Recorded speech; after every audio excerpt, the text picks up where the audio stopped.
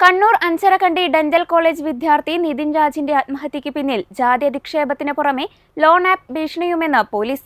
അധ്യാപികയായ ലതയെ loan app സംഘം നിരന്തരം വിളിച്ചത് നിതിനെ മാനസിക വിഷമം ഉണ്ടാക്കി.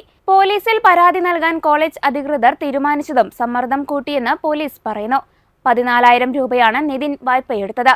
പ്രതികളായ അധ്യാപകർ ഇപ്പോഴും ഒളിവിലാണ്. മരിക്കുന്നതിന് തൊട്ടു മുൻപുള്ള ദിവസങ്ങളിൽ നിതിന്റെ ഫോണിലേക്ക് ലോൺ ആപ്പ് സംഘത്തിൽ നിന്ന് 98ഓളം കോളുകളും സന്ദേശങ്ങളുമാണ് എത്തിയത്. നിതിന്റെ അധ്യാപികയായ ലതയ്ക്കും സമാനമായ രീതിയിൽ കോളുകൾ വന്നിരുന്നു. ഇതിനെ തുടർന്ന് അധ്യാപിക പ്രിൻസിപ്പാളിന് പരാതി നൽകി. പ്രിൻസിപ്പാളിന്റെയും അധ്യാപികയുടെയും സാന്നിധ്യത്തിൽ നിതിൻ ലോൺ ആപ്പുകാരെ വിളിച്ച് അധ്യാപികയെ ശല്യം ചെയ്യരുതെന്ന് അപേക്ഷിച്ചിരുന്നു. എന്നാൽ ഇത് വകവയ്ക്കാൻ വായ്പാ സംഘം തയ്യാറായില്ല. അധ്യാപികയുടെ നമ്പർ താനല്ല നൽകിയതെന്ന് നിതിൻ ആവർത്തിച്ചു പറഞ്ഞിരുന്നു. പോലീസിൽ പരാതി നൽകുന്നതിനായി ഫോൺ മേശപ്പുറത്ത് വെച്ച് പോകാൻ പ്രിൻസിപ്പാൾ നിതിനോട് ആവശ്യപ്പെട്ടിരുന്നു. പണം സംഘടിപ്പിക്കുമെന്ന് പറഞ്ഞ് പുറത്തേക്ക് പോയ നിതിൻ ഉച്ചയ്ക്ക് 1:17 കരഞ്ഞുകൊണ്ടാണ് കോളേജിൽ നിന്ന് ഇറങ്ങിയതെന്ന് CCTV ദൃശ്യങ്ങളും മൊഴികളും വ്യക്തമാക്കുന്നു. നിതിനും ടീച്ചറും തമ്മിൽ നല്ല അടുപ്പമുണ്ടായിരുന്നെന്നും ടീച്ചർ പഠനത്തിന് സഹായിച്ചിരുന്നുവെന്നുമാണ് നിതിന്റെ സുഹൃത്തുക്കളുടെ മൊഴി.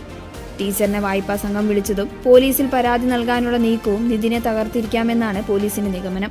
സ്റ്റുഡൻസിന്റെ അജിറ്റേഷൻ എന്ന് പറയുന്നത് അവർക്ക് മാനേജ്മെന്റ് ഭാഗത്തുനിന്ന് മാനേജ്മെന്റിന്റെ പ്രോപ്പർ പ്രതിനിധിയെ കാണണമെന്നാണ് അവർ പറയുന്നത്. അപ്പോൾ ഇപ്പോൾ മാനേജ്മെന്റ് സൈഡിൽ നിന്ന് അഡ്മിനിസ്ട്രേറ്ററാണ് വന്നിരിക്കുന്നത്. അപ്പോൾ അവർക്കത് പോരാ, അവർക്ക് അതിൽ മാനേജ്മെന്റിന്റെ ടോപ്പ് മോസ്റ്റ് ലെവലിലുള്ള ആരെങ്കിലും കാണണം. അതിന്റെ അന്വേഷണം തുടരുകയാണ്. 6 പേരടങ്ങുന്ന സംഘം. ഇല്ല നടക്കുന്നേ ഉള്ളൂ. ആദ്യം നമ്മൾ അവർക്ക് ഷോക്കോസ് നോട്ടീസ് ഇഷ്യൂ ചെയ്തിട്ടുണ്ട്.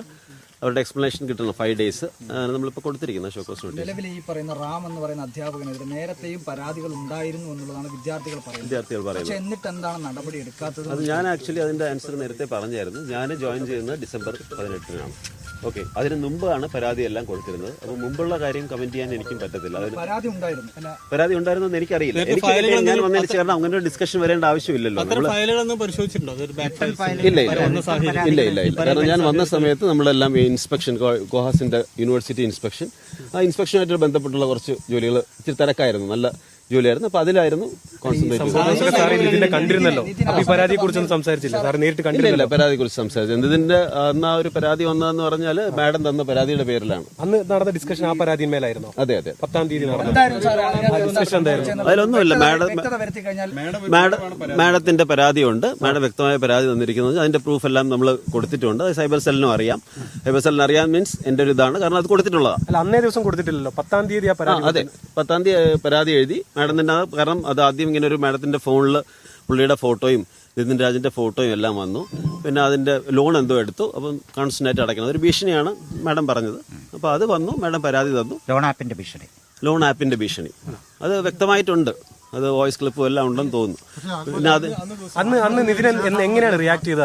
അതിന്റെ ചേംബറിൽ വെച്ചിട്ട് പരാതി പോയിരിക്കുന്നത് അന്ന് കുട്ടിയുടെ മരണത്തിന് ശേഷം രാത്രിയാണ് പരാതി രജിസ്റ്റർ ചെയ്തതെന്ന് FIR കാണുന്നത്. ഓക്കെ, അത് എനിക്ക് തോന്നുന്നു.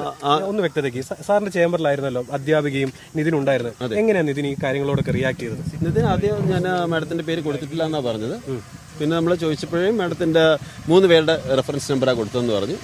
അച്ഛൻ്റെതും അമ്മയുടേതും സഹോദരിയുടേതും. പേര് ചോദിച്ചപ്പോഴാണ് അച്ഛൻ്റെ പേര്, അമ്മയുടെ പേര് ലത എന്ന് പറഞ്ഞു. അപ്പം മാഡത്തിൻ്റെ പേര് ലതയാണ്. അപ്പം അതാണ് എല്ലാവർക്കും. മാഡം അപ്പം ഇമോഷണൽ ആവും ഡെഫിനറ്റ്ലി. നാച്ചുറലി മാഡം പഠിപ്പിക്കുന്നതാണ്, ക്ലാസ് എടുക്കുന്നതാണ്. ഫസ്റ്റ് ഇയർ ഇതാണ് ബയോകെമിസ്ട്രി ഡിപ്പാർട്ട്മെന്റിൽ. അടുത്ത ബന്ധമായിരുന്നു അത് എനിക്കറിയില്ല. കാരണം നമ്മുടെ കോളേജല്ല, അത് മെഡിക്കൽ കോളേജാണ്. പക്ഷേ ഫസ്റ്റ് ഇയർ സബ്ജക്റ്റിൽ മെഡിക്കലും ഡെന്റലും ഉൾപ്പെടുന്നത്. അതിനുശേഷം നിതിൻ അവിടെ നിന്ന് വളരെ നിതിൻ അങ്ങനെയല്ല. നിതിൻ അത് ചെയ്ത് അത് അവസാനം എനിക്ക് തോന്നുന്നു നിതിനും തോന്നിയത്. ഡെഫിനറ്റ്ലി അത് മാഡം ഇത്രയും പ്രൂഫ് കാണിക്കുന്നു. ഇതിന്റെ ഫോട്ടോയും സാധനവും എല്ലാം മൊബൈലിലുണ്ട്. മാഡത്തിന്റെ മൊബൈലില്ല. ഓക്കെ, പിന്നെ അല്ലാതെ കണ്ടിന്യൂസ് ആയിട്ട് മാഡത്തിന് കോൾസ് വന്നുകൊണ്ടിരിക്കുകയാണ്. അതുപോലെ എന്തോ മെസ്സേജ് ഫുൾ OTP അങ്ങനെയൊക്കെ വന്നുകൊണ്ടിരിക്കുകയാണ്. അപ്പോൾ അത്